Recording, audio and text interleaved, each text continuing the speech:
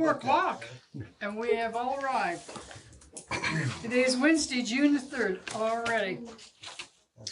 We'll open up the meeting with, I need an approval for the board minutes for May the 20th, 2026. I'll make a motion to approve the minutes. Second motion.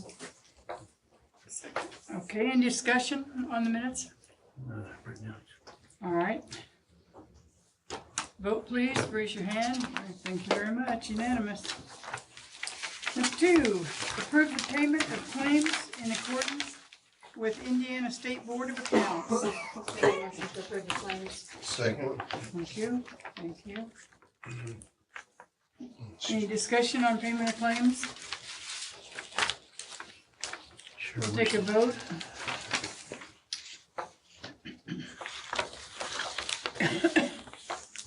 Vote. Thank you. It's unanimous. Number 3, the next regular meeting will be held on Wednesday, June the 17th, 2026 at 4 p.m. in this office. Public comment. Do we have any public comment? No, it's already happened. No, it's public. Okay. New business. Approve the Peru Sewage Works SRF disbursement request number 79 to Thinman Construction Attachment 6A. I need a motion on that, please. Old business first, don't we? Oh, We have that. I just whizzed right through that. Yes, you can. You're right on target. Thank you, Richard. Here we go. Old business. Do we have any old business? Apparently not. Okay, then we'll strike that. Now we go on to new business. Approve the Peru Sewage Works SRF disbursement request number 79 to Thinman Construction Attachment 6A. I need a motion, please. Make a motion to pass attachment 6A as stated. Thank you. Second. Thank you. Any discussion on that?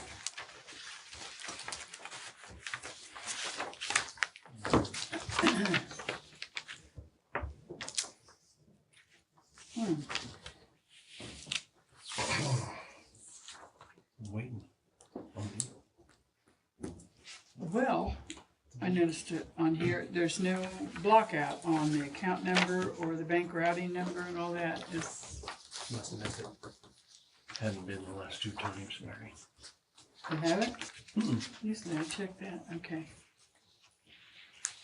I guess it's, doesn't matter. Okay, so this is the 6A. Take a vote. Yes, discussion none. Take a vote, please. Unanimous. B, approve the Peru Sewage Works SRF disbursement request number 80 to Hazen and Sawyer. I'll make a motion we approve 6B attachment. Second. Thank you. Discussion on that. Same deal, okay. I know, discussion, take a vote. Unanimous. Move on to 6C, approve the distribution reclosures bid, attachment 6C. I'll make a motion to approve attachment 6C as stated. I'll second it.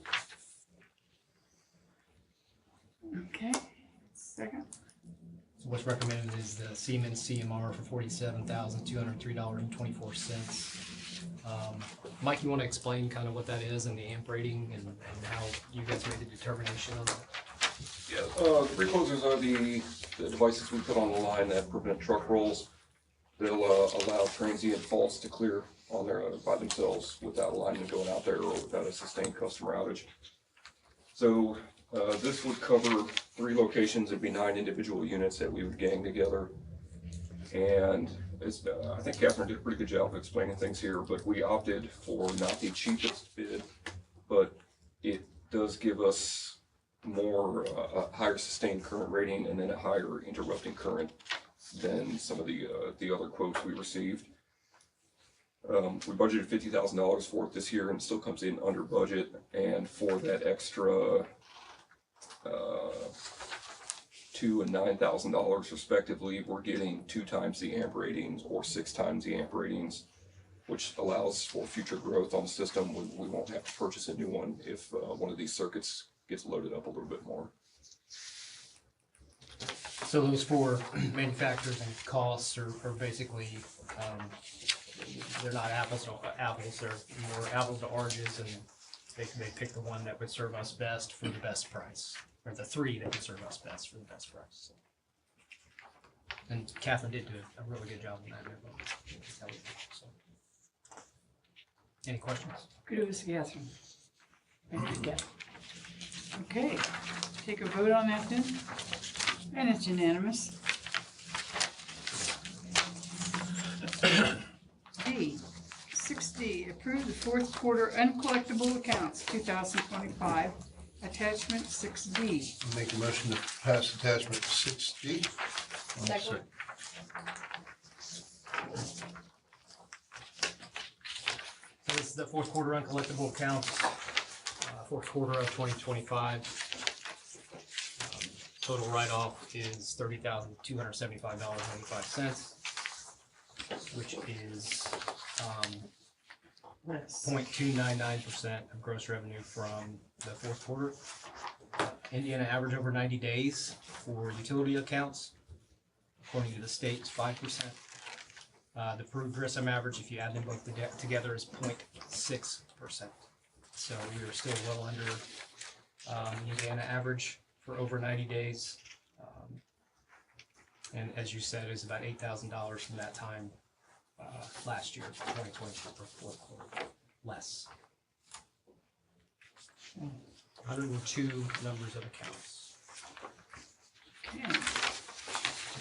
Anything else? Richard, you see something? No, I just don't like it. You know what? Oh, I know. Okay, are we ready for a vote?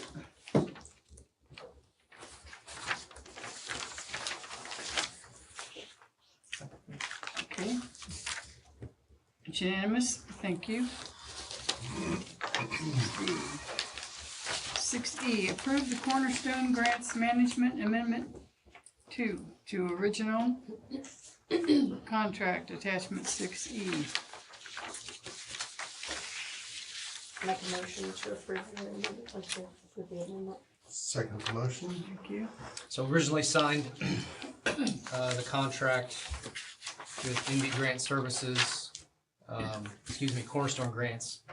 Sorry, we've used Indie before. I always get her stuff in my brain. We signed that contract May 15th of 24, and that was for the wastewater treatment plant. Fully intending to continue using Cornerstone for us. We assigned the first amendment for the filter media replacement.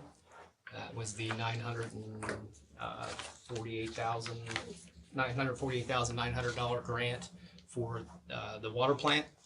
We signed that with her in May or June of 2025, and that was for $4,000. And so Cornerstone Grants has actually been helping us with the phase 1 lead service line outside of the contract. They were all kind of flowing at the same time. So this is for the long-term control plan storage project, the $85.9 million.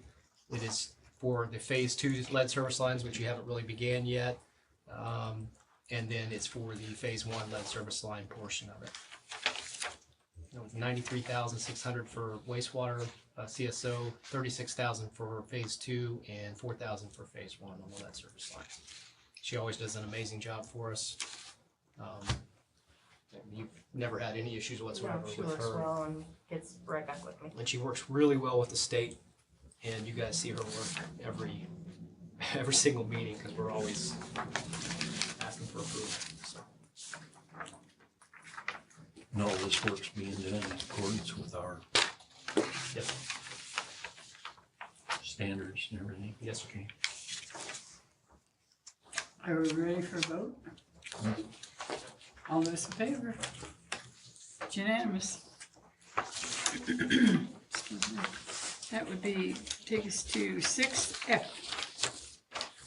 Approve the filter media replacement change order number 2 for trough and under drain attachment 6F. I'll make the motion that we accept 6F as written. Second the motion. Thank you. So this is for the filter media replacement project. We originally got a grant for $948,900 for the project. The original contract amount with Thieneman was $776,100.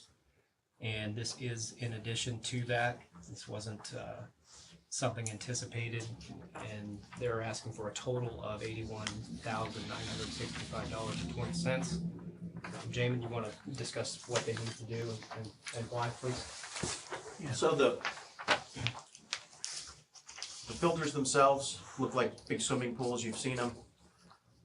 Underneath that are under drains. So there's a big central pipe, and then off of that are a bunch of perforated pipes that, when the water comes through, it goes through those under drains and then to our holding tanks. Also, these are used to backwash. You run water, pressurize that and run water up to backwash the filters to get to clean the filters after 48 hours of use. We had 20 years ago, we had done the first 4 filters, 1, 2, 3, and 4, and replaced the under drains on these 2, on 5 and 6, which is where they started. We did not. We anticipated they would need to, but we had no idea. There was no way to inspect this. It was under all the filter media. So they got down to them, and they definitely need to be replaced. There's the pictures end up in here. No. Yeah, they need to be replaced. They were nasty metal pipes. The troughs then are what the water flows into when you're doing backwashes, and they're never made of aluminum. Ever, because aluminum that sits in water that has chlorine gets dissolved. Well, ours are made of aluminum. So the original specification, assuming they were steel, was to scrape and paint. Since it was discovered they were made of aluminum, now they need to be sandblasted and recoated with an epoxy that will protect the aluminum from the chlorine water. But And we're still keeping the aluminum, right? yes, that would cost much more to replace them. Jamin, do we know in drawings somewhere that is aluminum in case we would go in to do future work and have that noted Yeah. in the future? Yep. Can it be repaired and replaced again, or redone? Somewhere down the road, I mean, these are 80 years old now, Aye. and they're fine, but somewhere down the road, these aluminum troughs are going to need to be replaced. But hopefully 30 or 40 years down the road, the next time the filters need to get rebuilt. But these are different coatings than what was originally on there, and when you go and do that, different Yeah. technology, different, they wear differently. So this is a something that they use all the time. This isn't new. We don't experiment. We make sure things work, but you never know. So yeah. So that was more. the troughs was $53,160 for all of them, though. To repair them. To sandblast and sandblast recoat and them with recoat. an epoxy Not- coating. Not just the 2 for the under drains. That's all of them. What would the cost be if we replaced them? It was gonna be way more than double this. And with the fact that they're in good condition, being this age, we felt that there wasn't a good reason to replace them if we could recoat them. They seem to think they'd continue to last or continue to be sufficient. They were surprised that they're aluminum because of the good condition. Our water's that good. Calcium coating on everything. Some would disagree. And so, being a change order, like I said earlier, it was $948,900. That was all grant money. Our customers ratepayers did not pay a dime for this, other than their taxes to the state and the federal government. Cornerstone grant services is $4,000 of that. Initially, we had $78,000 in contingency. Obviously, $81,000 is more than that, but also, as a good note, we also had part of the project that was right in front of me a second ago. some of the work that was supposed to be, there we go. Concrete repairs, spalling and cracking, we had $9,537 scheduled. It cost them $820 to fix it. So we have an additional $8,717.06 in that. So we're gonna be really close to that top of that 900, and with the financing fees and everything that we have to do to go through that, we're gonna be really close to the top of that 948,000.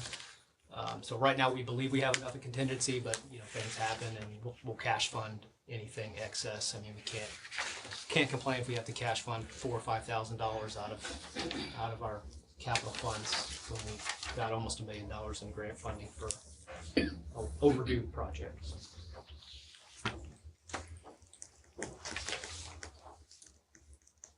That's it. Okay, we need a vote, please. All those in favor? It's unanimous, thank you very much, which takes us to G. 6G, long-term term control plan, update from our. Don't have much. IDEM has accepted our resolution to the E. coli testing, the issues that we had with the IDEX testing, and then of course the UV board replacement. Everything, now that we're using the new testing method, everything's coming out fine. Everything's well below our limits, and they've accepted that. Now that doesn't mean they might, in the long run, say, hey, here's a piece of paper saying you recorded testing higher, even though we know it's not. It is what it is at that point. But they also asked to document further so that they can use this situation with other labs in the state. So we like to be the example, good or bad, I guess. So they have accepted that. Have you heard anything else from them other than that? I have not, other than that, I'm waiting to hear back from our engineers on the testing of what the interference could be. And the state is curious as to what the interference was and how it impacted their tests. So, but they've accepted that they did their own independent research with IDEX, and it's IDEX, right? Yep, Yeah. IDEX is the. They did their with that company and that testing company, and so they were completely satisfied. Bowen is still moving forward with material ordering, procurement. Don't really have really much to report there. When we do, we'll pass that along. We're hoping we'll get some mobilization dates here, at least a good range, a month range of when we think they think they're going to mobilize, and where they're going to mobilize at here in the next couple months, probably late summer. We'll probably have more information on that and when they're going to start. That's all I have on that. Okay, moving on to city administrative update, administration. There he is. I talked to the mayor today, and he had a couple of items he wanted to share. One is that Jimmy John's, the franchisee for Jimmy John's, has gotten approval, and they'll start demolishing the building where they're going to go at 8th and Broadway, which is Taco John's / the old Garden Gate building. So Jimmy John's is coming to that location. There's a developer that wants to build a spec building, and 15 acres have been purchased out on Eel Cemetery Road, just south of 24, with an option for 15 more acres to build a 75,000 square foot shell building. The county and Makita are involved in that as well. We need to make sure that building is further south in the properties we can go, because that's the demarcation line of our electric service and RMC's electric service. Okay. I joke, but I'm not. No, I'm not. Okay. So Yeah. that we get the customer I'll find service. out. I'll find out exactly where it's at. Yeah. Before anything. I mean, it'd be nice to have another industrial building in our. Yeah. Yeah. Okay. Thank you. Save them money as well. Yeah, it will. Yeah, sell it that way. We're cheaper. 33%. 33%. Wow. And we're still stable. That's all I've got. Okay, thank you, Mr. Stevenson. I don't have anything for you. Okay, thank you. Moving along to the city attorney's update. So we've discussed before the lawsuit where the lady stepped in a hole trying to staple a garage sale or yard sale sign to one of our poles. The judge has set the case management schedule in that, which sets the discovery deadlines, dispositive motion deadlines, mediation deadlines, and a trial date, a tentative trial date, which that's all out in 2027. The trial date's set out in 2027, but there's been no offer of settlement or anything at this point, but I assume insurance will want to make it go away if it can, but at the lowest price, obviously, because again, we all contend that we have no liability. I say we, I'm talking about the utilities and also the city, so she's committing a criminal, what I see as a criminal act when she was trying to staple the sign to our pole. And is there an easement area around our pole? Do we have like I mean, 2, 4, it's in the 6 public feet? right of way, which again, it's one of those things. The city nor the utilities maintains the right of way. We have the right to use it if we do, but the homeowner is responsible for making sure it's mowed, upkept, and if there's damage. And is she the homeowner that No. is the, This was at 7th, the southeast corner of 7th and Grant. and did, should I ask, did she suffer any kind of, I have yet to see that. Her contention is she did suffer injury Yeah. for falling in the hole, and it continues. did she go get help? Did she get medical? I haven't seen discovery responses from her yet. That stuff was asked. It's illegal. So we'll have to Yeah, once we get coordinate with. And you also Smith. don't know how the hole was created, whether Correct. it was settlement or maybe another contractor coming through there with something.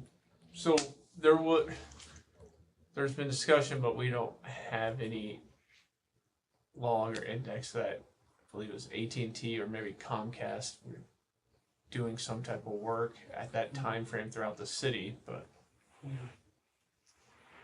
There's no utility infrastructure underneath the ground. Okay. There's a pole, Yeah. but that's all overhead, and the water and the wastewater is we've shown that they're not near there, and so we have done no work there. So Yeah. we had no prior knowledge that the hole existed or anything. So Yeah. if we had prior knowledge, we'd likely be on the hook, but there's none from the city's perspective, from street traffic, the utilities. Mhm. Can anybody see the sign that she was posting up there? No, she admitted it in her statement. In her complaint, even she says that as she fell in the hole within the right of way, as she was attempting to staple the sign to the pole. Right, but can you, is it visible by walking by, driving by? And it's Is a it- was it yard worth sale it? sign, so Would have been a temporary sign. Yeah. we And she don't know wasn't, that pole, the hole is not next to our pole, not next to, it's feet away from the pole. So she was walking towards the pole or away from the pole. Either, I don't remember what the statement said. and I don't know that it specifically stated she was walking away or walking towards or to the pole, just as she attempted to. It's just a waste of time, of our attorney's time, of our insurance, of insurance money. She has every right to do so. She's an American. That's right. But it's just unfortunate that the ratepayers pay for these things, and the taxpayers pay for these things, and then it's the city, because the insurance company sees claims as liability and risk, and it's unfortunate. But we'll let the process play through, and Dustin's a highly capable attorney, and he'll take care of us. You said it was 7th and Grant Street, right? Southeast corner, 7th and Grant. Southeast corner. Don't you fall in there? It's been filled No, in. it's not there anymore. Okay. Is that it for you? Yes, ma'am. Thank you. Manager's report. Thank you, Mary. Monday, June 1st, at the council meeting, Jamie and I presented to the council and the public information about the lead service line project, phase 1 and 2. We hope we communicated it clear enough and simple enough to get people talking and to each other, and maybe going back and looking at that meeting on YouTube. There's quite a few views on it, way more than normal it seems. So to look at what's going to happen and what the area is, where each area and timelines, and most importantly the right of entry forms. And Jamie did a really good job of explaining the construction and everything. So I appreciate him coming with me and backing me up on that. Good job. So I thought it was good, and I think maybe we'll have to do another update probably right before construction starts on the 2nd Street, or on the phase 2 portion of it, but obviously definitely on the long-term control plan side. We're gonna have more than one time where we speak to the council on that. When does it start approximately? The potholing on phase 2? Is that what you're asking? I guess. We're looking August-ish, early August, late July.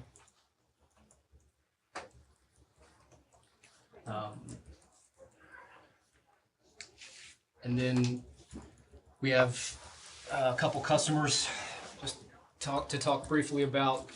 We have 2 mobile home parks, one of which was shut off Tuesday. Tuesday for a balance of $10,000, and one that will be shut off tomorrow for a balance of around $3,000. The first mobile home park is 5 tenants, and the owner of that mobile home park owes $10,000. I think we're in the 16 tenants at the other mobile home park. They're around 3,000, but the owner happened to own both of them. Just to let you guys know, it's not all the love for the tenants, but we can't continue to have all the other ratepayers carry the balances for these poor individuals. And by poor, I mean horribly treated individuals. That's what I meant. So let's not take anything wrong there. Terribly treated individuals. So just letting you know, that's just letting you guys know. It's just, now maybe they come up with a balance for the one that's not shut off yet by this afternoon, but tomorrow morning it will be shut off. The third one, this is customer information, so Please go on that one before you can move on to the third one. I know that was purchased at a sheriff's sale a month ago. Was this the current owner then, or the one who purchased it at the sheriff's sale, or? the current account holder, and I'd have to get you that information. I don't remember which one it is. It's a different name than it was before. It's not the guy out of Warsaw. I don't believe so. Okay. But you know what I mean, like different crown, same box. You know what I mean? I don't know. So I'll show you. I'll tell you in a second. Okay. So this other customer here, they're the largest customer at Grissom Water. When we did the changeover for the billing system in, I believe September was the first bill.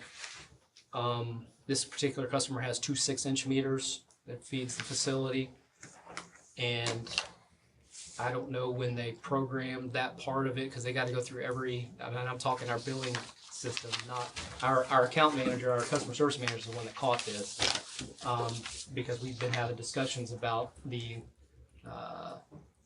decline in revenue, about 10% less revenue out there at Grissom. Even when we've been doing the CPIU, and it's like, it just doesn't make a lot of sense.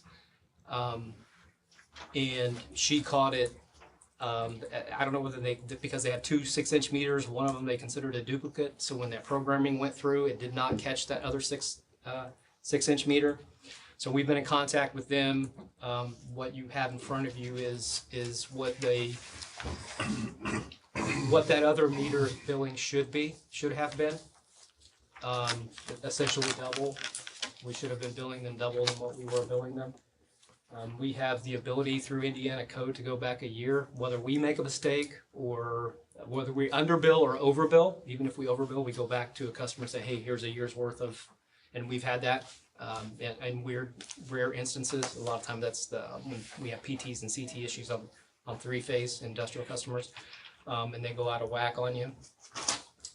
So we are going to, those figures there, we've already submitted that to this customer, and are working with them on how we're gonna recoup that money. But I wanted to know, because it is a major customer of ours, obviously, and that we work very well with. But that was our 10% that we just couldn't find because the gallons were there. Well, the gallons were less, and they shouldn't have been because there should have been additional usage. And remember, I know you guys have asked, was there out there? I'm like, we're not seeing it. We're not seeing it. We're not seeing it. Well, because we're only picking up one of those things. 6-inch meter is a big meter.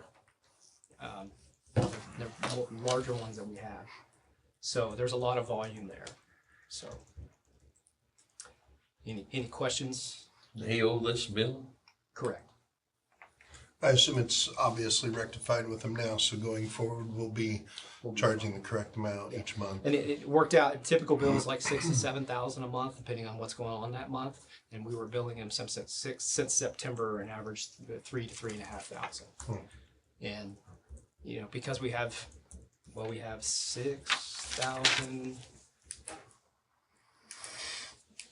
6,000 water meters in the system, including Peru.